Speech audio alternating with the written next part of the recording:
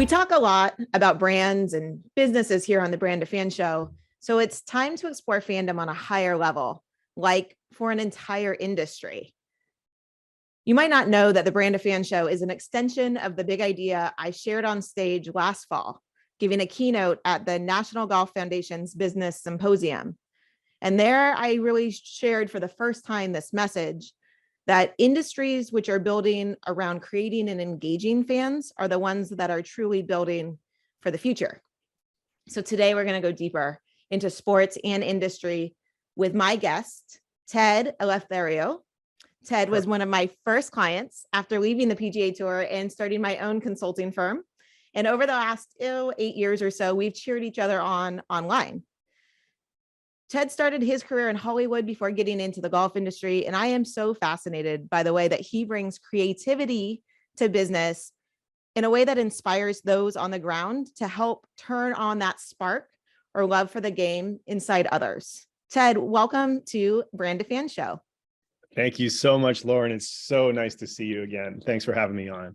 I'm so happy you're here. You know, we definitely reconnected, I think, last year, even before you asked me to be considered to speak at NGF's event, of which I was very honored to do so and return to the golf industry. But, you know, tell a little bit about your background and kind of, you know, how maybe fandom has kind of emerged at different places in your career. Yeah, thanks. And first of all, thanks for pronouncing my name correctly. Been married 36 years now, and my father-in-law still can't say it.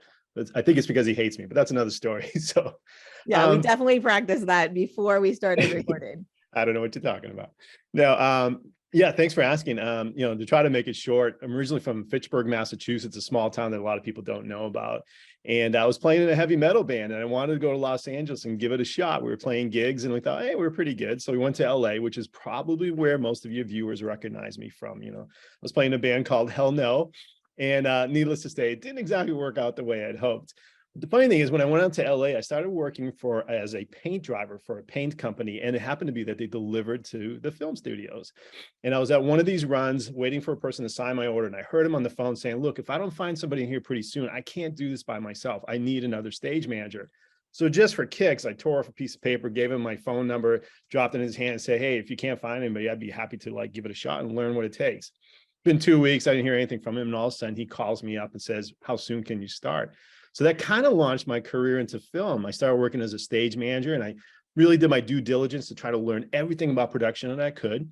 And then I decided to go freelance, which I did. And I started off as a production assistant. My first gig was actually for a Nissan commercial. I got paid $50 a day. But that thing led to others. And just like fandom, what you're talking about, you have to create fans of your own brand, right? So when I went to these gigs, these freelance jobs, I would talk to the other crew members and say, hey, don't forget me. If you ever like, you know, blah, blah, blah, you need somebody else, think of me, here's my number and all that. And by doing a great job and befriending these people, sure enough, my network started growing and I got heavily into film, which eventually turned into me being a freelance producer. How I crossed over to golf, though, was that the Screen Actors Guild went on strike one year, and I mainly worked on commercials that you saw on TV. And because of the strike, nobody wanted to crank out new commercials on reruns. They were going to wait till the strike was over. So I went for about a year without any work. But during that time, a friend of mine said, hey, have you ever played golf before? Like, hey, I'd love to go and play some. And that's what I did. My first round of golf, I hadn't played for about 8-9 years. I actually did okay. I walked into the golf shop and said, hey, I'm an out of work production, person, and any chance that I can volunteer just so I can get some free golf and free balls. And this place, Knollwood Country Club in Granada Hills, hired me on as a marshal. And from there, it led to going in the golf shop. And at that point, I just fell in love with the whole business of golf and the whole golf realm. And I left production to pursue my career in golf. From that, it led to other things. I became a head pro, worked at another facility in Glendale, California. And Nike decided that they were going to try to do a big campaign on launching these learning centers throughout the country. And they were looking for people who were like mainly in instruction, but could produce results. And they chose me. And I went from having 7 sites that they gave me to oversee, including my own, to eventually 15, to eventually moving me out to Orlando, Florida, where they gave me 41 sites that I opened, trained, hired, and managed on a day-to-day basis on how to create golfers. So it's wildly successful. PGA found out about some of my things. Eventually, I opened my own golf academy, and the PGA hired me as a director of golf program development. And that was up through 2019. And now I'm with the National Golf Foundation, and I get to do the same stuff and help people grow their business. But also I have the element of having research to back up what I'm saying now, which is kind of cool. So, sorry, are we out of time? No, not at all. And I love that setup. It's a really fascinating look at career and how, starting in heavy metal, accidentally getting to stage management. And then because of circumstances by no fault of your own, you stumbled back into something that you had a little bit of connection to probably when you were growing up in golf, and then like exploring, falling in love with that again, and like building a whole new career that has been quite successful in that. What about golf do you remember from being small, or like when you were first, that made you even say like, hey, I got some extra time. I want to get back into this thing that I used to do, right? Like sure you were invited, but there's a reason why you said yes. Like what sticks with you when you think about just fandom for the sport or the game? Yeah, the irony of it all is that when I was growing up, I worked at a golf course in Fitchburg, Mass. And I remember the assistant pro one day got his paycheck and he says, here, if you're ever thinking of getting into golf, take a look at this. And he threw his paycheck at me and hit me in the chest. And I opened it. It was like $400 for the week. And that guy, just like all the assistants, was working 6 days a week, morning till night. And I remember thinking, I am never going to work in the golf business. This is ridiculous, right?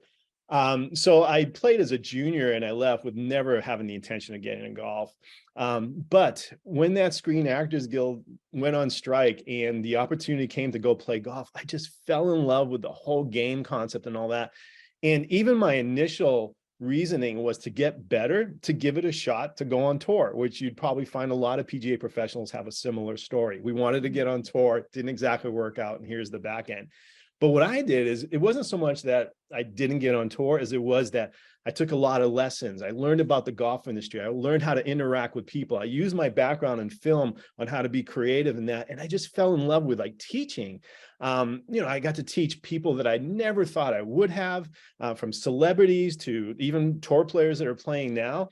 And just that whole concept of how do you get somebody to a point that makes them happy, that you can make a career out of and enjoy, and bring it to even bigger masses. So it does go back to like creating a fandom. To this day, some of the students I've had like 20 years ago, we're still really good friends and we keep in touch. Matter of fact, I'm having coffee with one tomorrow. And I just love everything about the industry. And I think there's so many lessons that golf can even afford to other industries outside of sports even.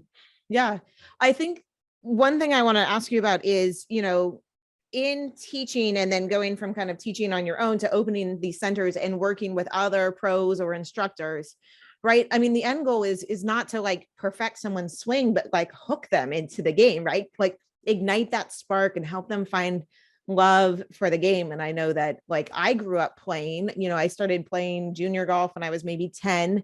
And I played all the way through high school. I tried to play a little bit in college, and golf I was hooked, right? Like from that age, knowing like, oh, I want to work in sports. I want to do these things. But like the company that I always had circled was PGA Tour. So it's not, super surprising maybe that I was able to kind of achieve that early on. But for me, like golf has always been kind of that flagship.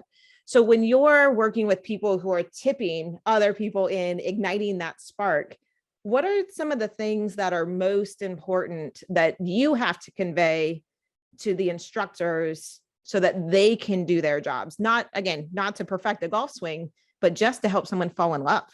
Yeah, that's such a good question. Something that I ponder, the question that keeps me up at night, because it's so true. And when I was a teacher, full-time teaching golf, I also kind of thought of myself as a scientist. I want to see what works, what doesn't work. How do my students motivate between lessons and keep playing and what have you? And I know it's been overly stated with the whole Simon Sinek start with why, but it is so, so true. I used to think I was a golf instructor giving lessons, and it wasn't until I realized it was something way beyond lessons. Like, to my knowledge, nobody ever went home after taking a lesson or signing up for lessons saying, honey, you're not going to believe this. I just bought 6 lessons. I can't wait to be a lesson taker. No, the reason they're taking lessons is because they want to spend time with family on the golf course, or they want to play with friends, or they got a company outing coming up and what have you. So one of the important things is discovering why people are really taking lessons. And it's not because you're offering a package of 6 lessons for the price of 5, which is the way we have a tendency to market in the golf instruction industry. The other thing that makes me crazy is that if you're saying that you want to teach people and have a good time on the golf course and what have you, and then I see your video on YouTube or your marketing promotional material, and it's a golf pro standing next to a golf bag saying, "Hi, take lessons from me. I fix slices," and blah, blah, blah, right? Boring, right? It's got to be like, if you're talking about teaching families, then you're going to have families in your products and in your marketing collateral and in your videos, and you need to show success stories and, have people identify themselves like, wow, golf is pretty darn cool. The other thing is there's a big fear factor that students have. Like, a lot of beginners don't know what to do when they come to a golf course. It's nerve-wracking. Even for me, when I visit a facility I've never been on, I'm like, so we have to help guide them through before they even get to the lessons and show them. And then it's important that in the very first lesson, they enjoy some success. And where I started teaching differently, I was taught through my PGA training, you start with putting, chipping, pitching, half swing, full swing, eventually maybe you get on the golf course. Well, what I found out and what we teach now and what I work with other instructors is that on that very first lesson, put that ball in like a 2-inch tee, give them like a 9-iron or high lofted club, show them a little L-tail swing. And if they clip that ball up in the very first lesson, it goes up in the air. It's ridiculous, Lauren. People high-fiving each other. People say, Coach, did you see that? And then they're going home and they're telling their spouses or significant others or their friends, like, I just had a golf lesson. It was so much fun. I actually got the ball in there. I think I could play this game, And what you're doing is you're breaking down the fear barriers, and all of a sudden it turns fun. They can't wait to come back. And oftentimes people will come back to the lessons and say, like, hey, I brought my friend. I told them how exciting it was. Can you give them lessons as well? So eliminating the fear, eliminating the stodginess that golf kind of has, and eliminating the thought that you're giving lessons, but you're doing something bigger, I think are all factors. You're not, well, obviously you're not wrong, but I was just thinking about the last time we went to Topgolf with my family, and we did it right around Christmas time down in Fort Worth. And because you can't play Topgolf in Oregon in the winter, it's just too cold. But so we were down in Fort Worth for Topgolf with the family, and my 5-year-old, my 7-year-old, we share a bay because the 9-year-old actually gets his own bay because, heaven forbid, he doesn't get to hit balls 90% of the time. That's cool. Yeah, right. But so the 5-year-old, the 7-year-old, a couple of things that we were able to do was like, give them like that high lofted club, give them something where they can, sure, you want to tee it up? Sure, you can do that. Sure. And then we are also layering on the Angry Birds game, which gave them something different to like aim for, shoot for. And what's cool about the Angry Birds game? As long as you just get it up in the air, then it works, right? It doesn't matter like which target you're aiming for. It doesn't. And so I really appreciated the gamification of that because it created a different goal. And like you were saying, like it gives someone an ability to kind of get those small wins, have more fun, and break down, and not be afraid of or not feel discouraged of what they can't do. And instead being able to take that. And there's so many lessons there. Step out of golf for a minute, step out of teaching for a minute. There's so many lessons there for brands and marketers to say, do you know the why of your audience, right? And can you respond to them as you're building a relationship with them? I just think that's so important for us to be thinking about. Yeah, if I can interject, and I use lessons as an example, but it's products, it's services as well, right? Like nobody is going to a golf course to purchase a tee time. That's not what they're doing, right? They're not, again, going home like, oh, I got a tee time. I'm so excited. I'm going to save it. And maybe it'll go up in value. No, right? The reason they want a tee time is because they want to go on that golf course and have an experience that is something memorable, whether it's family, friends, by themselves or whatever. And same thing with golf clubs. I mean, clubs are expensive and nobody's going out there. It's like, I just bought a $499 driver. I don't even want to use it because I'm just going to put it on my mantle and look at it, right? No, the reason they're investing that kind of money is because of the experience they can get. Maybe finally they're going to outdrive their friends, or they're going to hit more fairways than before and what have you. So you're right. In any business outside of golf or sports in general, even, is to identify what is it really that your customers are looking for. And then are you providing that kind of experience, as well as does your marketing material demonstrate that? Yeah, I think that is such a key thing to be thinking about. One thing that I know about the golf industry specifically is that there was this like real resurgence during the pandemic, and people who had maybe stepped away from the game, myself and my family included, we had more time. We were home more. So whether that was pulling out the mat and the screen thing that catches the balls for us for the backyard, or just getting in the car to go to the local par 3 that we have in my hometown, and taking the kids for a walk basically, and we can walk around in 9 holes in about 65 minutes, and it's a great outing and everybody can do it. And if the littlest one doesn't want to do it, they can sit in the stroller, like it's a very accessible way to do that. Right. So when you had more people returning to golf and the industry kind of rebounded, because truly in the pandemic, being outside was like the thing we could do. That's right. Now, are you seeing that those people are sticking around? Because I know my rounds are down personally, but I'm not a good reflection of, what the average golfer is. But are you seeing those people sticking around? Are you seeing them wanting to connect in different ways because they kind of were reinvigorated with getting back into the game? Yeah, another great question. And I think like the COVID, obviously the pandemic proportions, and it's been a horrible thing in the history of mankind during the time. But at the same time, like you said, it created a surge in golf because it was one of the few activities that people could do outside their home. So it was good beneficially for their physical being, for their mental being, and even an opportunity to get back into the game again. So that was a blessing in a way. The curse on that is that some of the industry feels like, hey, we made it. We're over the hump. Golf is popular again. We just got to open our doors and they'll come. And while that might be true, and we're still seeing a pretty consistent activity level, you're right. You have to worry, well, what does it look like, a few years down the road? Are we still going to be doing the numbers we are now? During the surge of COVID, in the last 3 years, over 9.5 million people tried the game of golf for the first time. And that doesn't include probably the other 15 million who used to play and are not back out there playing again. The problem is, of those 9.5 million, we were able to maybe increase the amount of golfers on golf courses by about 500,000. So what happened to these other 9 million people that tried the game of golf for the first time?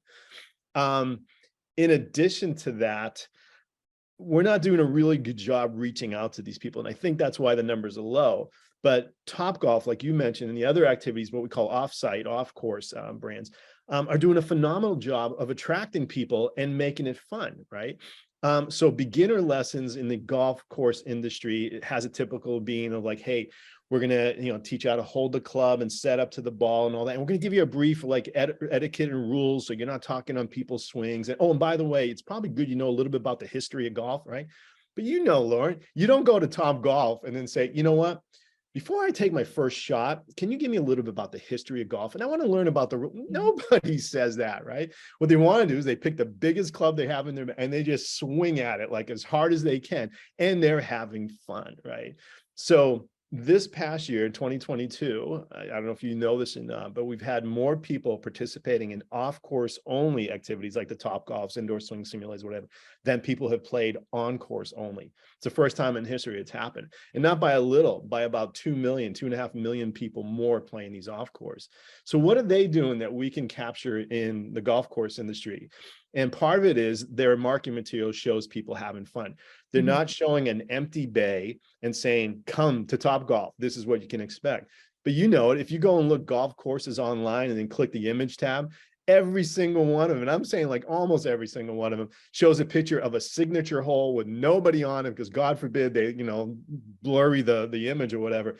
And then they're saying stuff like, come and play golf, right? One of my favorites, and I did a seminar and I didn't know that the person was in the room with me. I was in New York, and it was a New York golf course that I popped up on the screen. I said, look at this one here. And it says, where friends gather to play golf. And it was an empty hole with a bench and a ball washer. There was not a person on the golf course. And I said, like, yeah, look at all those friends, and the guy says, yeah, that's my course, but it was good because he went back and he changed it. Right. So we need to take advantage of the COVID. We need to like get people in our images, because honestly, Lauren, it's nothing that we did as an industry that attracted more people. It just happened that a pandemic happened and flooded people to our doors because of the very fact we were one of the few things that people could do. Yeah. But, I have a saying that I I refer, it's probably on my website somewhere, where success comes at the intersection of preparation and opportunity. And so in that case, right, for a couple of years, you've got all the opportunity, which Totally. means like we might be not totally prepared, but it intersects enough. Now that kind of balance of, okay, how do we capitalize? How do we show up, right? Right. When kind of those scales rebalance. And again, like golf is one of those industries that did benefit in a pandemic, but I think as an industry, you never really know when that opportunity is going to come knocking, right? Like Right. last year, it was Web3 and it was NFTs and it was crypto Right. because everything was super favorable. Well, this year, those brands have to do, and those product owners have to do a lot more work to Yeah. bring the kind of the casual fan back into that. So I think Yeah. that's, that's going to be a hard thing. What I'm excited about as someone who is a huge golf fan, and I honestly love to play, and I don't make enough time for it. And I'm not, I think I said this on stage, but I am not the typical golfer who holds a handicap, right? That the industry is going to market to me. So I am encouraged that the industry is evolving, even if some of the key players aren't necessarily like ready for that or excited about that.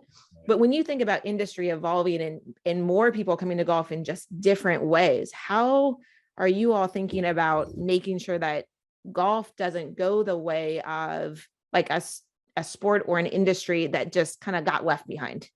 Yeah. So again, great stuff. I was at a seminar that I attended a couple of weeks ago, and I heard the speaker use something like, we can't wait for people to find golf. We have to be the ones who are finding the people to bring them to golf. And I think that's an important part, is that we need to do a better job reaching out into our communities and letting them know the opportunities that exist from playing golf. Of those 9.5 million beginners, the National Golf Foundation, I work for now, did our research, and we interviewed a lot of them, and we found out that only 2 out of 10 actually took a lesson from a qualified instructor. Of those 2 out of 10, the next 2 out of 10 took lessons from a family friend or somebody like that. And you've probably seen it, Lauren. It's not a good mix out in a driving range when a family member's telling, keep your head down, left arm straight. No, I said keep your head down, and that's your introduction to golf. It's like, I never want to do this again. And then there are those poor souls that we all should say a prayer about, the 6 out of 10 that have ventured out on a golf course by themselves, trying to figure it out with no direction. And, how can it possibly be a great experience?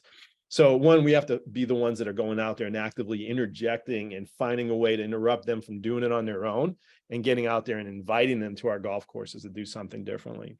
And then it is about giving a tour of the facility and the shot euphoria and what have you. But the other part that I talk about with our seminars and people that I work with is that the golfers that you see on the golf course today are not necessarily maybe the same people that were entering the game of golf today, right? You have a more younger generation. There's people who want to look like themselves no matter where they go, to look the same on a golf course as well, versus having to wear the collared shirts and the khaki pants and the Sansa and all that stuff. And as you were at our symposium, our chief research officer made a reference to that we can't cater to the same thing. And one of the research that he did was he showed that when he interviewed professionals at public facilities and asked them how important is it to have a dress code, like over 60% of them said it's very important that golfers have a dress code to hold on to the tradition and game and blah, blah, blah, and all that. And then when it was asked, how important is the dress code? If we eliminate it, do you think we would be able to get more people playing golf? And of those same group of people, like 46% said, yeah, if we eliminate a dress code, it would be good for the game of golf. We'd bring more people in, So there's a little confusion as to even what should we do?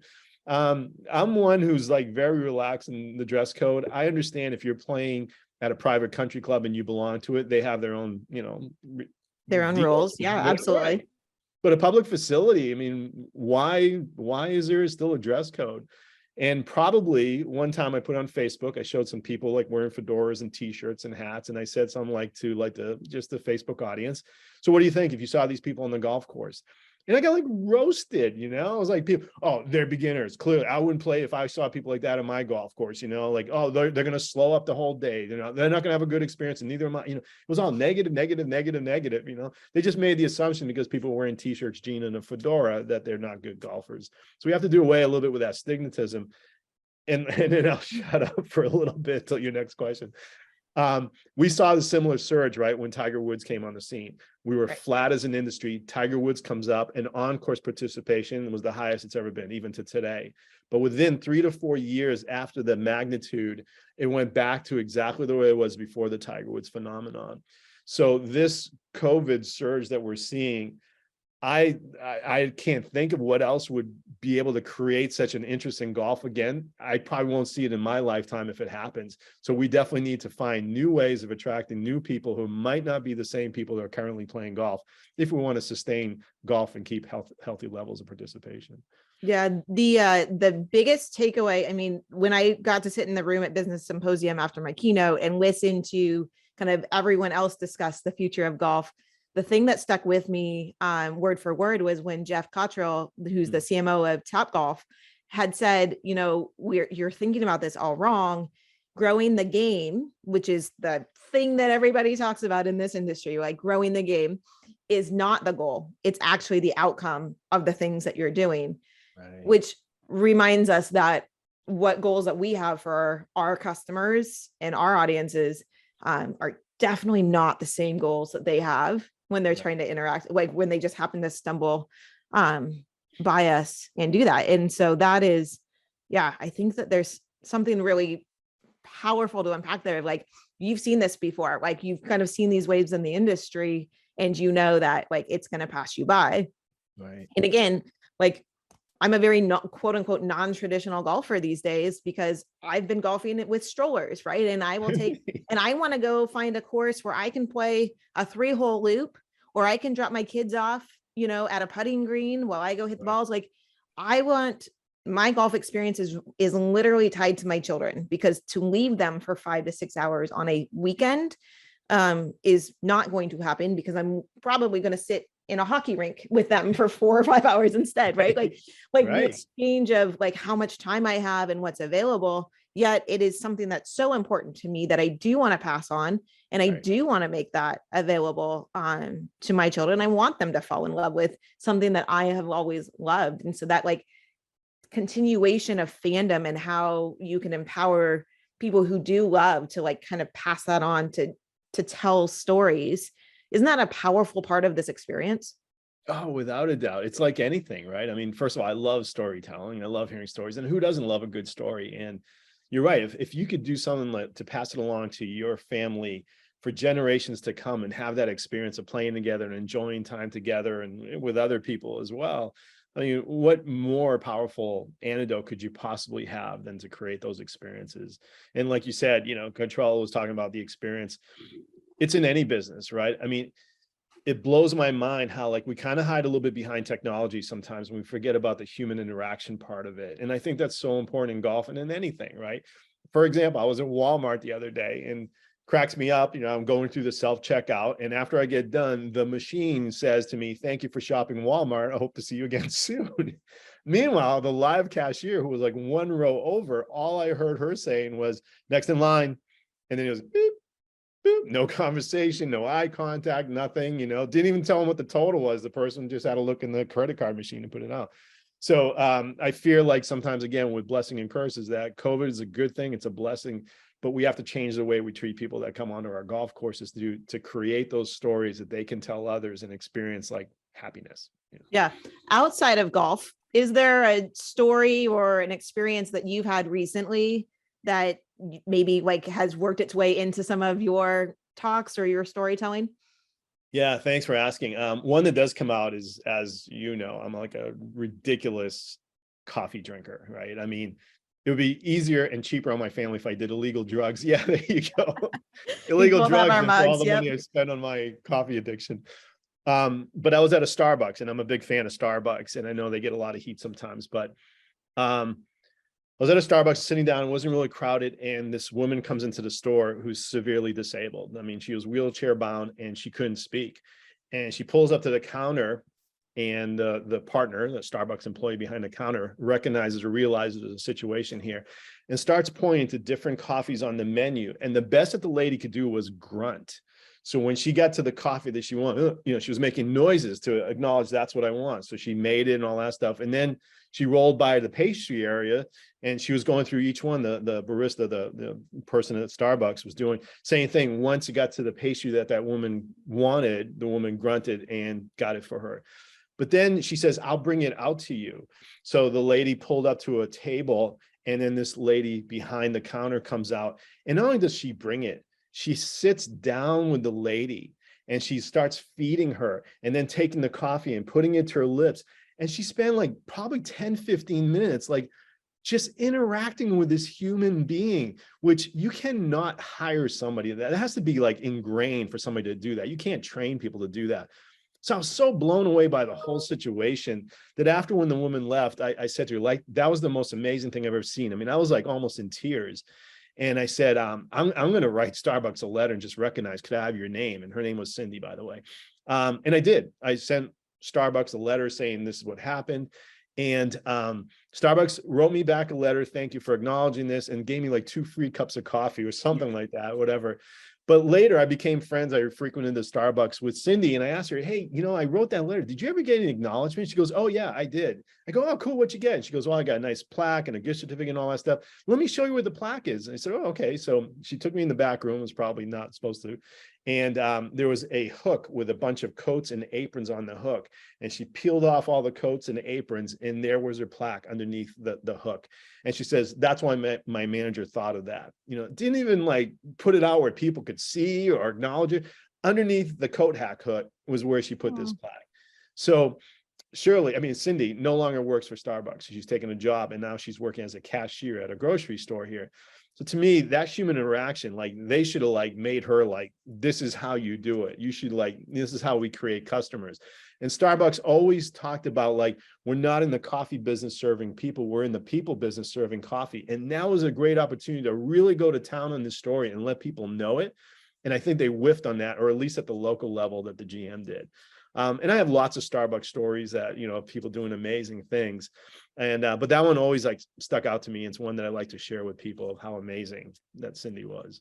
Yeah, Cindy is phenomenal. And I would want to hire 8 of her if she was available like yesterday. Right. And I think that is the piece of, it's really interesting because you kind of started with like, you can't let technology kind of rely on that to provide an experience for you, is, you mentioned that earlier. And then you've got Cindy. And so I'm sure with your background of someone who's training and hiring and developing employees, like, of course, you recognize that the follow through on the corporate side and on the management side was disappointing. And so it's really not a surprise that now Cindy doesn't work for Starbucks anymore, even though she epitomized, we are people serving coffee, that actually, like, even though she demonstrated that her manager in the store didn't recognize it in the same way. How do business leaders ensure that, the beliefs and the behaviors really do align? Yeah. So again, back to the surge, as it's not just the golf industry, but there was a shortage of workers out there. And, that has become a thing where I've heard of golf courses like literally reaching out to like people that are coming on their golf course and saying like, hey, any chance you'd want to work with us? If so, we got a shirt in the back room, you can start today, just trying to find people. So there is a little bit of that hiccup where maybe not the best people are fitted in the best position at this time, but I think it's starting to see that it's trending in a different direction now again. But I also like, okay, so you hire these people. What does it look like after you hire them? Are you training them? It makes me feel bad for the person behind the counter of a fast food place who's trying to learn the POS system and they just stick this person out in front of customers, and every other transaction, where do I find the extra size fries? Right? So there needs to be more time spent with training these people. But you're right, it's kind of like fandom, right? your fans are the people who get you, who understand what you're all about, and they see themselves in you, and they want to be your fans. And it should be the same way with the workforce. I think you can kind of tell why you're going through some interviews, and don't keep asking the same question. Well, tell me about your worst experience and your best experience, and all that. Got it, right? Everybody does that, and everybody has an answer nowadays for that. But like, really find out if they like are into the culture. What do they know about your company? What would they do differently if they came into your company? What, to ask some pointing questions on to see if they really fit and believe. When we're opening these welcome to golf centers, it's something that we're doing with the National Golf Foundation, and we're using them kind of as laboratories. We have 15 of them across the United States. There's like 5 criteria that we have to go through with these potential instructors before they join us. And if in any way we feel that they're not fully bought into the vision that we have, they're done, right? We're not going to take them on, regardless if they really want to. But if they can't demonstrate that they really believe what we do, then it's not going to work out in the long run. So for companies, ask all the questions you need to and all that. But what's really pointing is, do they understand the culture and the vision and what you're trying to produce and provide? Because if the answer is no, you're not going to find a Cindy amongst that mix. You're just going to hire somebody to fill a spot. And usually 3 months later, you're doing it again for the same spot. In earlier episodes, we've talked about how brand values and customers need alignment, and especially younger customers are looking for alignment, and they're more likely to do business, stay loyal with a brand that they can identify the values and they align with their personal. So it's no surprise that we should be thinking about that as we're out hiring. Your recommendations of asking questions, not just about someone's personality, but their knowledge of their alignment with brand values, their understanding of those, and do those already reflect and mirror in that way. Really, really interesting, because it's, like you said, it's not just about hiring. Like, that's just one step. Developing an employee, being part of that, is so key to culture and building, because those are the people who are going to be igniting the spark in other people. And so if they don't have it themselves, how are you going to ask them to do that for your industry? That's right.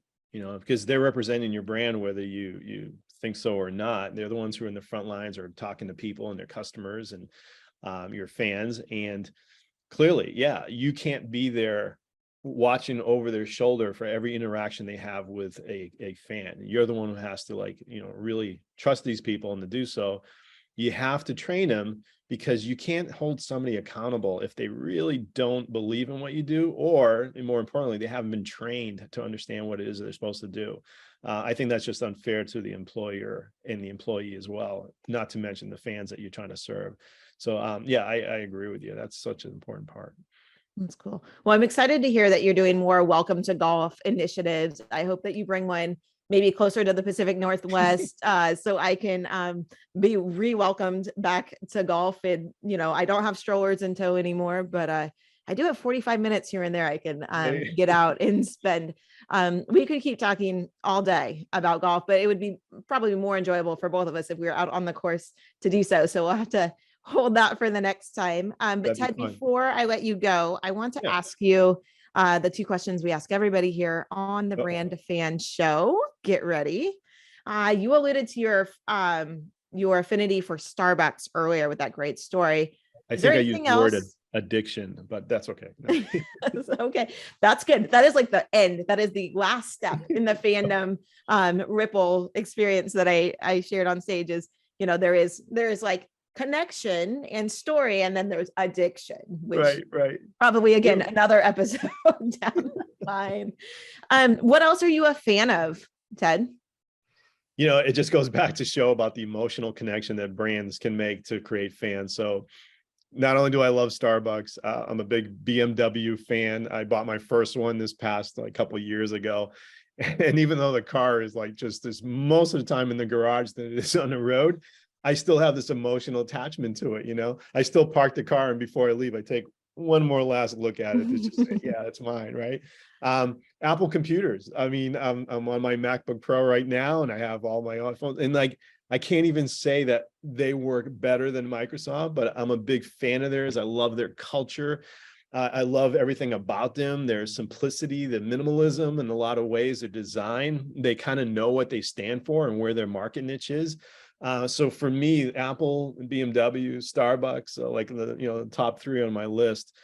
And again, Lauren, it just shows that if they have that emotional connection with me, kind of like when I was playing my heavy metal band, Hell No, if you can get those fans like dancing and waving their hands and all that, it's an emotional connection. And maybe they'll be singing your song again down the road, and maybe they'll be buying your albums, and maybe they'll be doing all that stuff and t-shirts or what have you.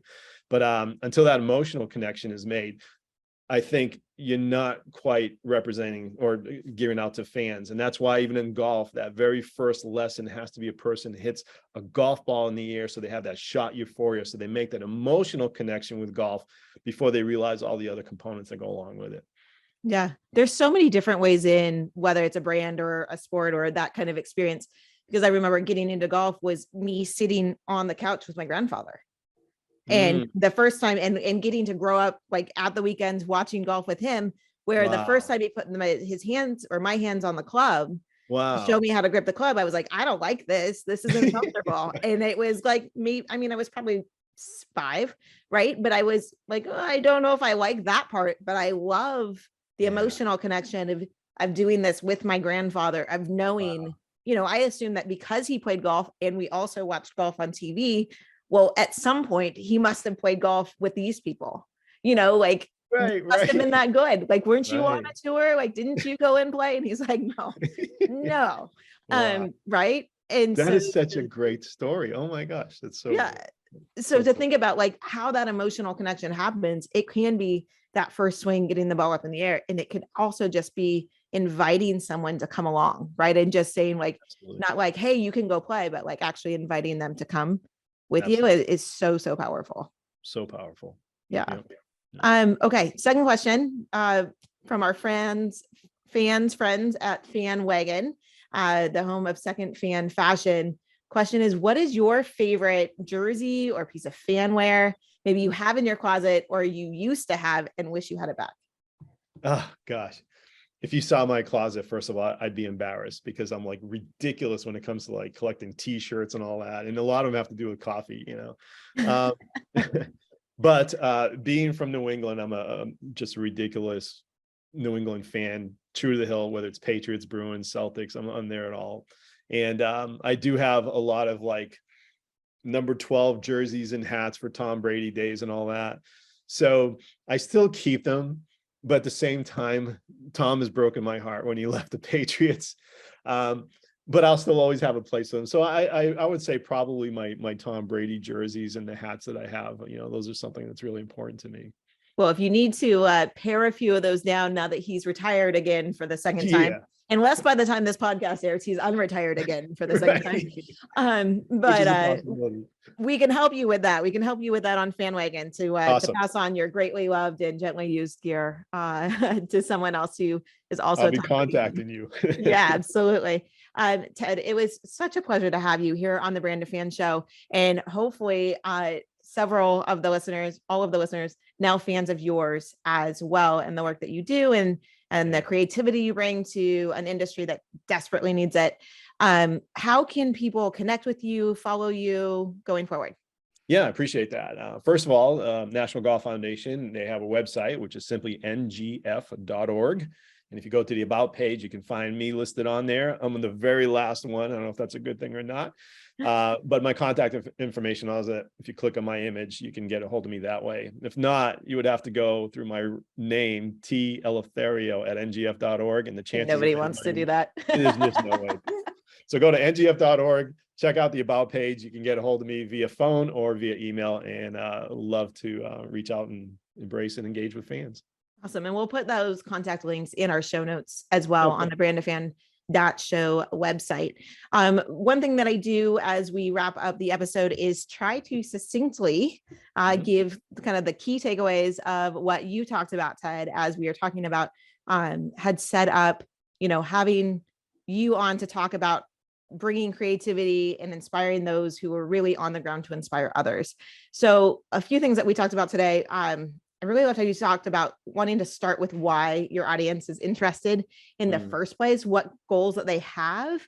because they have to be interested then to be willing to connect and then willing to invest. And so the key there being that you have to show up and guide your customers and show them success early on and incrementally give them these little wins that elicit fun and break down fear barriers. Then we talked about how brands, businesses, industry have to look beyond the actual product and service that you offer to identify actually what the experience or outcome is that your customers are actually trying to pursue. And then reflect that back, show up in a way that reflects to their needs and that you understand the goals your customers have don't necessarily align with the goals you have for them. That's right. And then in this last part we talked about, which I loved, was not hiding behind technology and relying on screens to provide an experience that should be mirrored across your entire organization. And your notes about hiring and developing employees as an investment in cultivating fans internally to then cultivate them externally might start with the hiring process, but certainly cannot stop there. Well said. Yep. Well, these are all your words. I'm just repeating them back. What do you think? No way. I didn't say that. No. Yeah. One thing, if I could add to that too, is that, with the surge and all that, is that it seems that there's a tendency for businesses to wait till things start going on a downturn before, like, oh my gosh, we should do something about our brand. We should market. We should do this and all that. I would say that everything that you just mentioned there is you have to do it regardless if you're at your busiest point in your business or at the lowest point. You don't want to have a business that has ebb and flows and just waves. You want to, when it's a consistently, accomplishing what your business is about to accomplish and how it can change the world. So market always, brand always. Well, I can't say it any better than that. Thanks for tying that final bow on this episode. I am Lauren Teague, and this joining me is Ted Eleftheriou. This is the Brand to Fan Show, the show that unpacks the phenomenon of fandom to help you build fans for your future. Remember, if you love this episode, please share it with somebody else. Subscribe, rate, and review wherever you get this podcast or the video episode. You can find show notes, bonus content, and how to get in touch with Ted on brandtofan.show. And thank you so much. I can't wait to join you on the golf course in the future. Let's do it. Thank you so much, Lauren. It's been a pleasure.